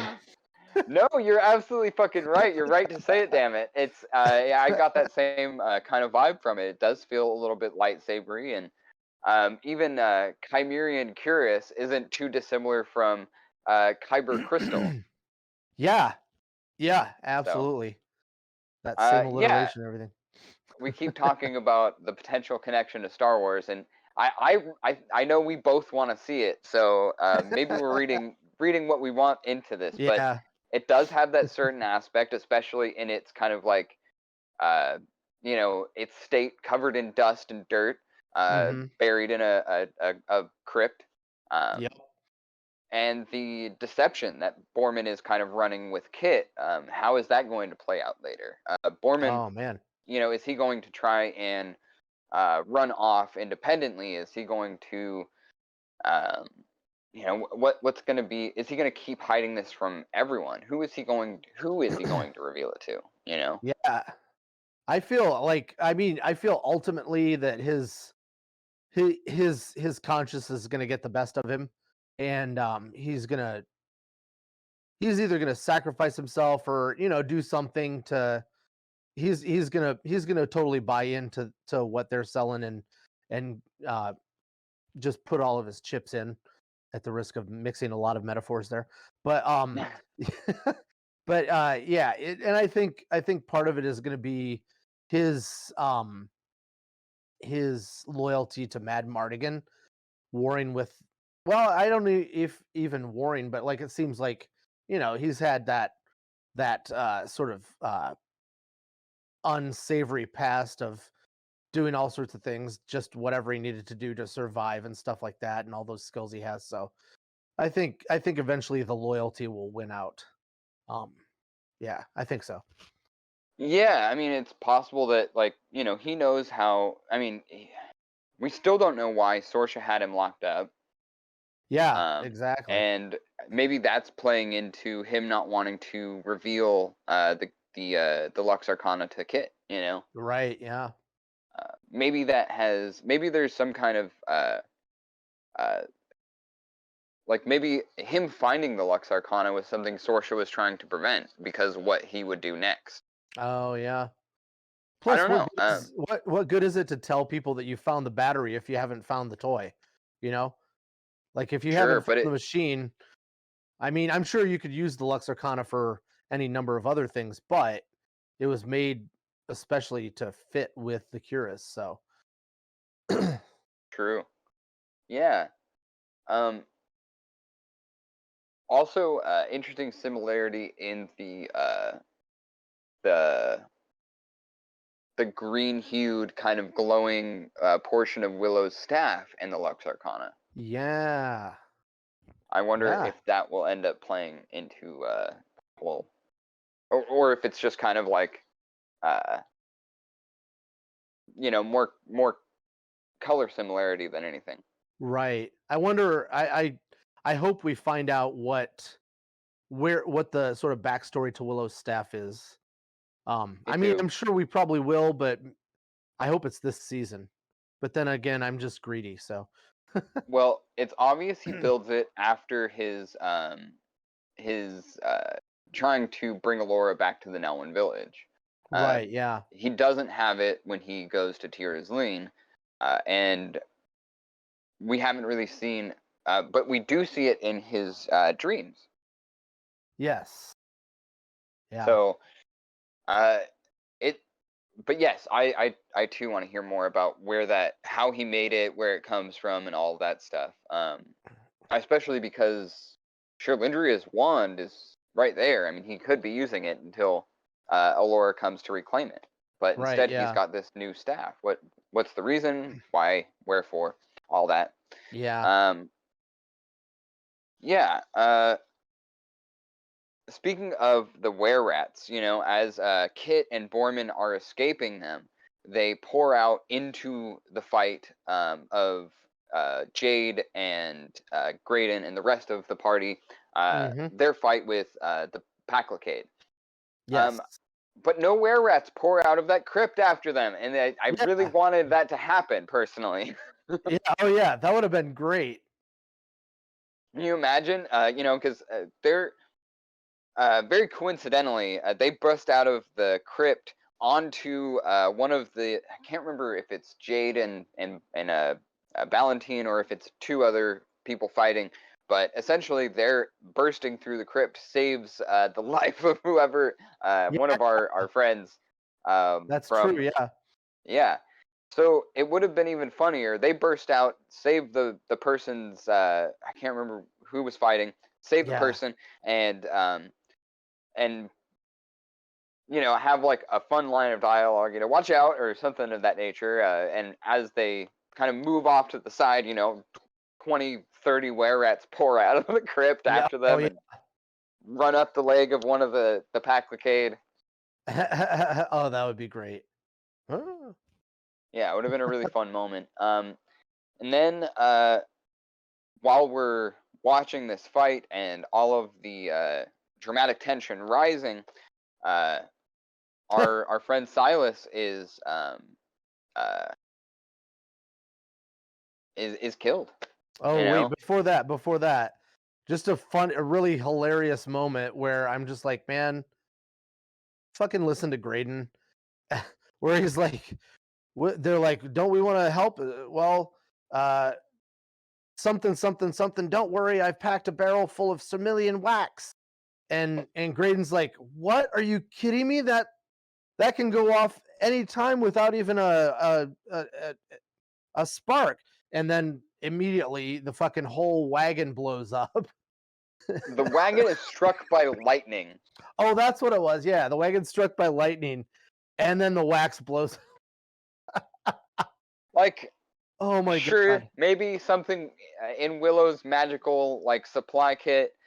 Maybe something is attracts lightning or something like that, like a lightning rod. But that, I was just like, come on! Like, I know you need to get rid of the wagon for whatever reason. Yeah. It's got too much security and too much. Our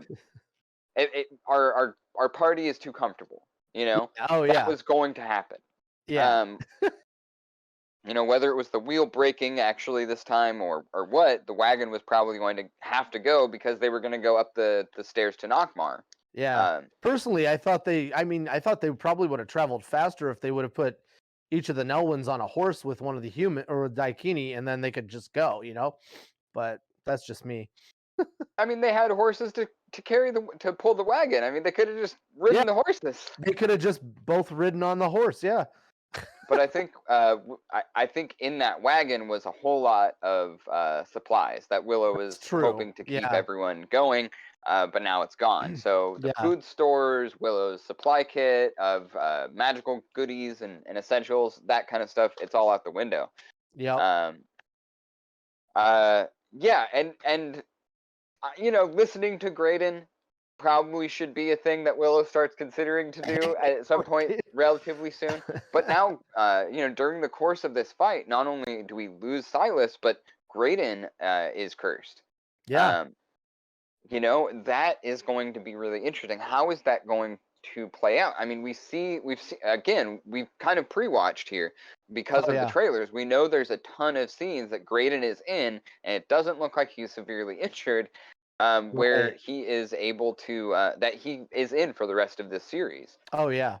So the curse isn't necessarily like the stakes don't feel as high for me, but that's my fault because of all of the trailers I watched. Yeah.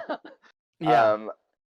But that also means that there's a handful of different avenues for Graydon to lose the curse, especially that they're entering Nockmar.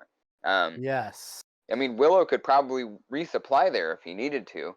Oh yeah. I mean, but beyond that, I did want to really hit this note where we shout out Graham Hughes again because what a performance in his death scene. Him and Warwick steal the show. That that walk out to Silas, Willow going through the pond, or that little Oh, the puddle. the puddle that had formed, the big puddle that Yeah. had formed. It's just so it's just so painful watching Oh man. that walk up to his friend, and the way that he falls and just drops the staff. Like, all he cares about in that Yeah. moment is Silas. It's just a really beautiful uh nuanced performance from work Oh and yeah. from Graham Hughes, and Graham Hughes's character, I mean, and Silas being so charismatic and charming, and someone I wanted to see more of throughout the Yeah. series. It feels too soon to let that character go, and it Yeah. really was that was the thing you didn't really, I mean, we don't see him in many of the trailers, so I think we both predicted that, Right. something was going to happen, but I was hoping it would be later, and I was hoping that it would be not him dying. Right. Hoping it would be more of a me gosh thing going back home. Yeah. Um, Yeah. Although it's for sure that Silas was much less or much more ready than Migosh to have an This is adventure in the scale that they were on. yeah, Silas was fearless. That that's scene true. right before his death scene, where he drops his two knives and pulls out a bigger knife, Yeah. is the fucking best, Oh my dude. god. Yeah, he's got a smart mouth. He's taunting these guys. He's fearless. Like, man. I really loved that character. It was sad to see him go, but wow, what a performance for Oh yeah. that scene, and what brilliant motivation it gives Willow. Oh yeah. Willow, I don't think had high hopes for anyone's survival, but to lose the one person he really trusts, right Mhm. there was a huge kind of motivator for Willow to start that path towards listening to Graydon, Yeah. towards building a relationship to the people surrounding him, because Mhm. he could be honest with Silas, and Silas would understand immediately, where Yeah. none of these people know Willow at all. In Right, fact, yeah. like, it seems like when, yeah, no, it doesn't seem so. It is such that when Sorsha tells everyone about Willow, none of them know him. None of them Yeah. know a sorcerer, a known sorcerer lives in the villages. Right, yeah. So, like, they don't even know how important Willow was to the story of Right. defeating Bab Morda. Yeah. Like, Yeah. I was talking a lot of shit about Sorcerer in the last episode, and I'm not backing down here. How she erases Willow, or how the world essentially erases Willow from the course of those events Yeah. is brutal. Well, and not only that, but Fake Willow kind of news. yeah, yeah. Willow kind of erases himself at the same time, after they have that argument, him and Sorsha, like he's like, "All right, I'm out." And then she's like, "All right, you're out." You I know? I just I think that it's important to recognize that the no one are marginalized in the society. Yeah. Even before I mean, obviously Oh before yeah, the course of obviously the before. series, and for Sorsha to demean Willow is based in part of his being no one. It is it's an element of yeah, bigotry that kind of still plays into these characters and into the story. Um, Sorsha knows what Willow did. Sorsha is one of the handful of people on Anduin that understands his importance in saving Alora Dannon, and to demean him like that, I think is I think I just understand better that Willow, uh, being outraged at this, has every right to do so. Yeah. Uh, it's not right what's being done to him or his people. And we see throughout the course of this film, or we've seen so far in these 3 episodes, that Yeah, to borrow a phrase from to paraphrase the great philosopher Rodney Dangerfield, the no one get no respect, man. Yeah, you're right. Um, You're right. and that's I think there's going to be a story point at some point in this, but it's not. You know what? You know me. A hopeless optimist, and I was just optimistic that this wouldn't rear its ugly head into this world. In this iteration of it, I had hoped that there would be more um, uh, cultural unification through all of the realms of Anduin, but it doesn't seem like uh, it seems like personal grudges prevent that from happening, and the people who hold the power wield it with as a weapon against those without it. And Right. I think that tends to be one of my that's one of the main criticisms that you can use against I mean most power structures, but it's a similarity between Sorsha and Bavmorda. Of course, like I was saying last time, just because you crank the level of oppression down doesn't mean that the amount of repression that people are receiving on the margins isn't felt very similarly. Oh yeah. Um, Well, and look um, how long, like, just mirroring our world, like in Anduin. I mean, of course, the Nelwyn's had been marginalized before. Then Mad Mardigan befriends one, um, and they start the process of like, oh, you are a human being. Let's not marginalize you. And even Sorsha, I mean, I don't think she knew Willow for very long, but that's just like one person or a couple people. And then, like in our world, like there was slavery. Then look how long it took before the civil rights movement. And that was a shit ton of people standing up for themselves and allies standing up for them. And we still now to this day still have marginalize any number of races and lifestyles and things like that. So like I I'm always optimistic, but I realize that the struggle is real. You know what I mean? yeah, And and what I it mean doesn't is, happen overnight. yeah, I just mean like I, I was saying, I'm hopelessly optimistic, and that made me believe, or that led me to believe in the lead up to this series that those, this, the narrative that could be made Yeah. about marginal, or the the commentary that could be made about Yeah.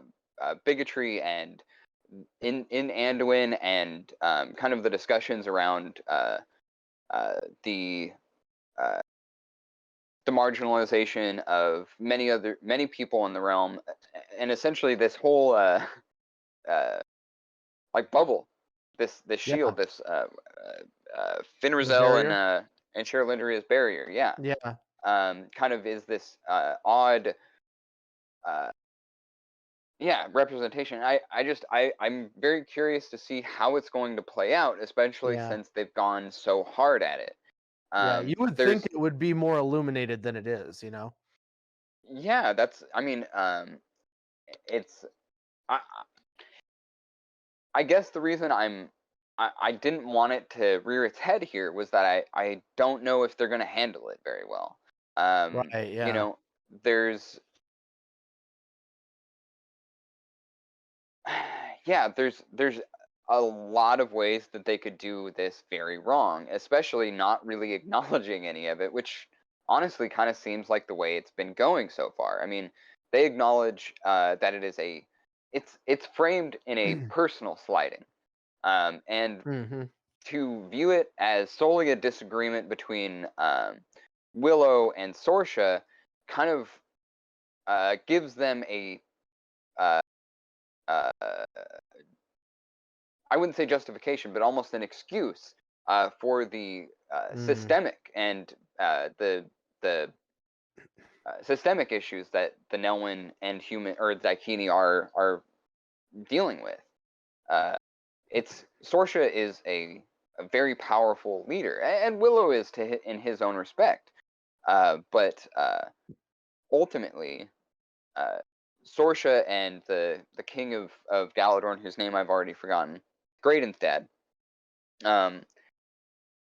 they wield an immense amount of power, and to wield it as especially in an interpersonal kind of sense, against not just one person, but how that would affect an entire people is, well, I mean, I think we need to consider the ramifications to that, you know? And that's all I'm saying here, you know? Yeah. It really needs to be handled well, and I'm fearful that it will be fumbled. Yeah. It won't be given its credence, its due, because honestly, you could tell an entire story. I think there's a part of me that believes that if they're going to do it, it should have been the entire point. If they're going to, because dealing with the idea of systemic oppression and bigotry is a big topic, and it has to be given the absolute amount of respect, especially if you're doing social commentary in a fantasy piece about it. I don't believe it's responsible to just kind of like throw it out there and not acknowledge it, especially in the world we live in right now, in the society with the standards and kind of like not standards, but like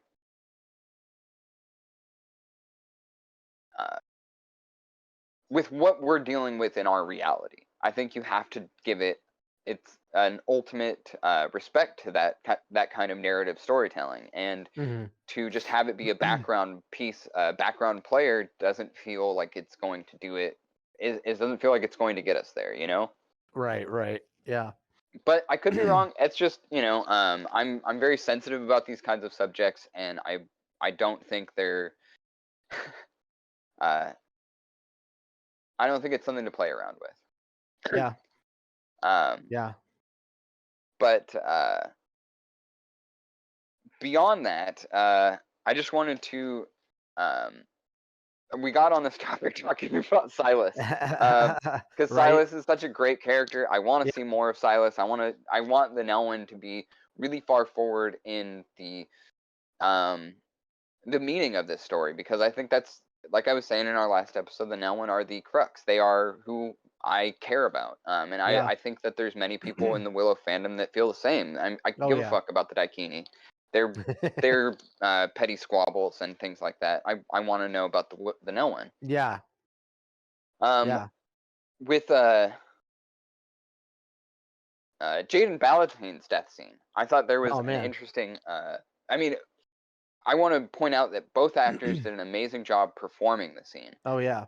But the way that the storytelling has been done, it didn't feel necessarily as earned as it should have been.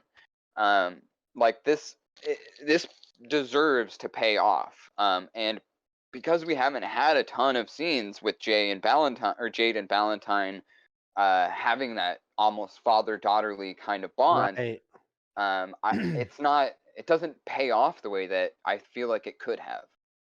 Yeah, they kind of just blurred out the fact that they had that kind of relationship in the death scene. Like, that's it. Yeah.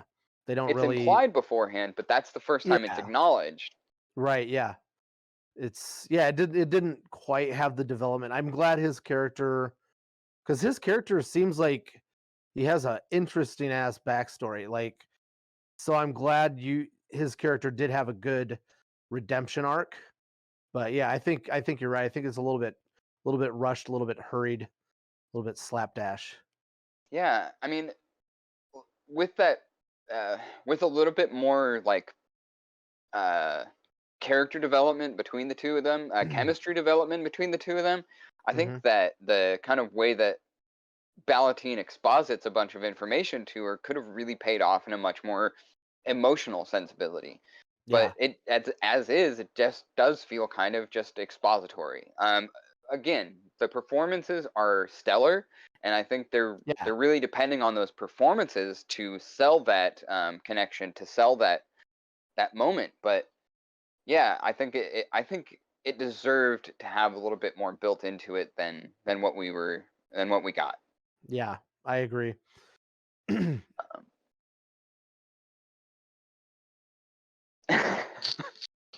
I'm taking that note too.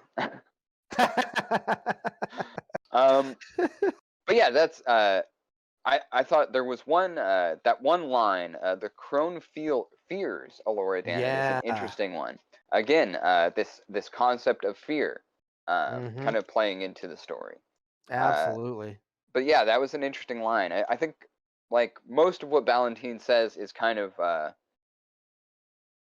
is obviously going to be important playing into the story, but that one line stuck out to me. Oh yeah. Absolutely. Um, and otherwise, I'm very curious about the Graydon's curse, how that's going to play out. How is he going to uh, who heals Graydon? You know, is it going to be Right. Willow in Nockmar? Is it going to be Alora? You know, Mhm.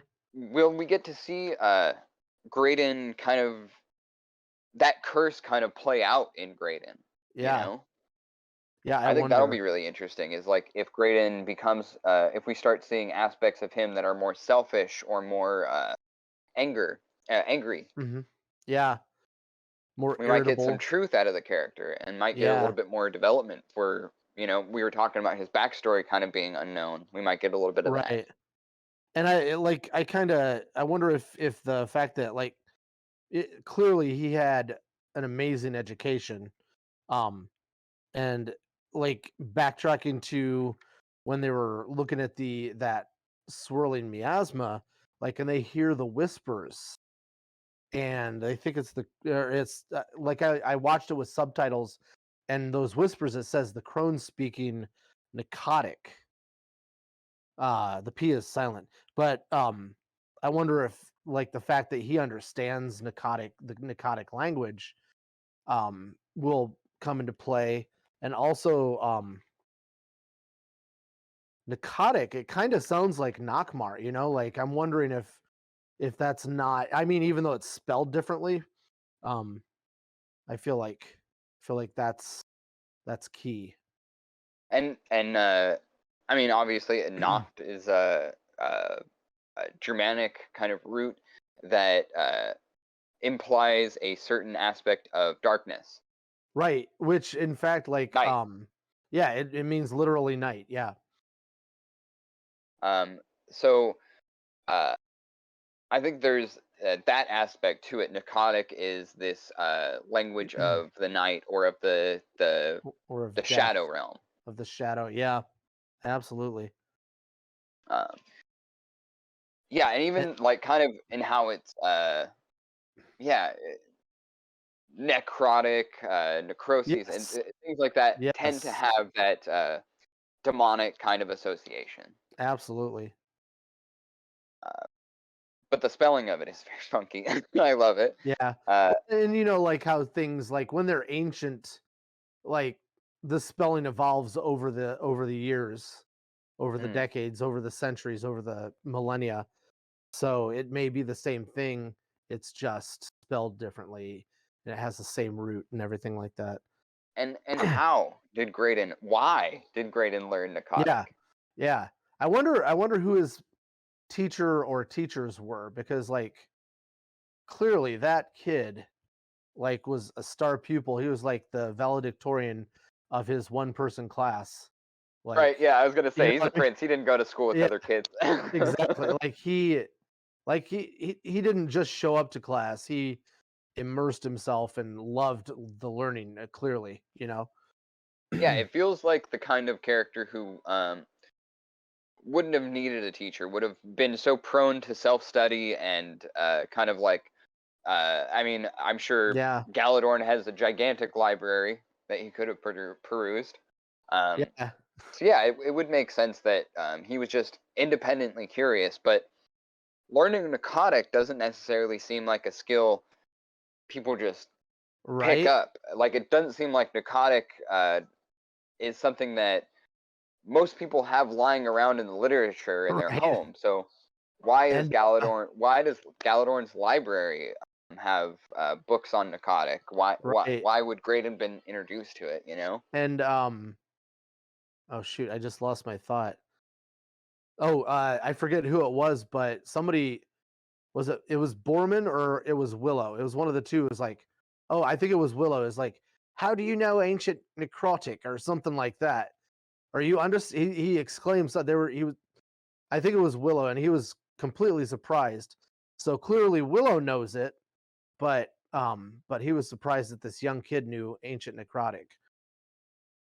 Yeah, it is unclear whether or not Willow knows how to read and speak narcotic. But um, yeah, I think it's interesting. It'll be interesting to see how Graydon learned it. Yeah. Yeah. Um, And I'm wondering too, like on a slightly different but similar subject, like once Willow releases his power, mm, once he actually the Silas straw that broke the camel's back, he finally has that emotional release and he protects everybody and disables Ballantyne. Like, and that was some pretty seemed it appeared to be some pretty powerful shit. Like, just showing like if he released that and that was an accident, that he probably has way more power. And if he feels like he doesn't have enough power still to that he has to rest, then that just shows how what kind of a um powerful foe that they're up against, you know? and that reading, Abakdu! He really throws it Yeah. down, dude. Yeah. Um, yeah, that's the first big. I didn't even have a note for it. I was just so immersed in it. Yeah. Yeah, that moment is really displaying to. It's more for the. I mean, it's obviously for us, the audience, but it's Yeah. Yeah. also so much for everyone else around Willow. Yeah. Um, like they've all been kind of waiting with bated breath what Willow is going to do and when he is going to do it. And in this moment of pain and anguish, he releases this single word salvo that absolutely fucking destroys Yeah. Valentine in the Packlicade. Um, Yeah.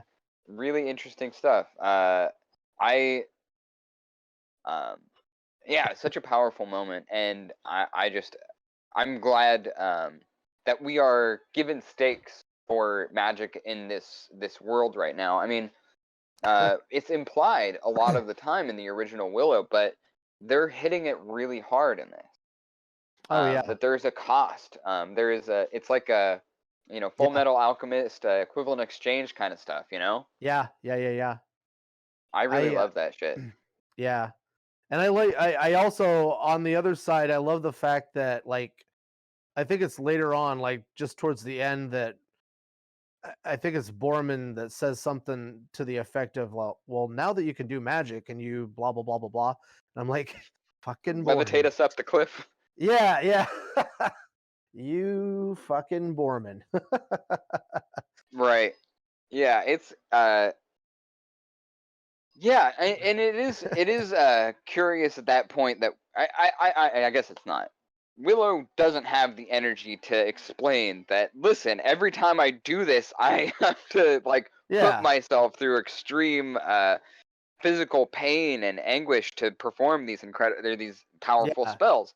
yeah. Everything takes something out of me, but that's like uh, we're we're going to eventually get there. Right. And I do Especially love the with fact. Oh yeah, sorry. I was just gonna say I do love the fact that that is like there's a cost for magic in this world. Like any D&D player will, you know, say understand that and love that fact, that or maybe don't love that fact because like they're playing sorcerers instead of wizards, that there's not a huge cost. Mhm. Yeah. Um, And we're probably going to see a little bit more magic every episode now. I mean, Yeah. they're probably just gonna crank it up just a bit every time. And Yep. I mean, we're going to Nockmar. Graydon is cursed. There are big stakes in this next episode. Yep. That's where Ballantyne and the Packlicade was taking Alora, and then they're walking into it. Yeah. It's I think it's a trap. What should we do now? Spring the trap. yeah, basically, absolutely. So that'll be really interesting, and it's not like they want to spring the trap. It's just they have no other. I mean, I guess Yeah. they could have gone into one of the crypts, but then they have to worry about the were rats and who knows what else. Yeah. But ultimately, they needed somewhere to go for cover for Graydon. Yep. So Absolutely. Nockmar is Any port in an a storm. interesting, yeah, Literally. anywhere in the storm. Yeah, a great way to put that. I think yeah, it'll be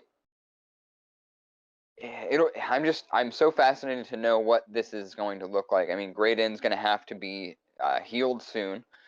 Is that going to happen in the next episode? Is Willow going to like who's going to do it? How that's going to come about? But Yeah. also, what else is going to happen in Nockmar? Are we going to get more of the Gales? Are we going to um, uh, find other cursed objects or creatures that are still under Babmorta's power in Nockmar? I mean, obviously, no one fucking goes around there anymore. Yeah. I have a prediction, but I'm not gonna say it because I don't wanna like ruin it for anybody. I don't know. Spoilers. Tell me. Yeah. No, I feel yeah, spoilers, don't listen to this if you don't want spoilers. I okay, your time is done. Now you're gonna get spoiled. But I feel like the trolls are gonna be in charge of Nockmar for some reason.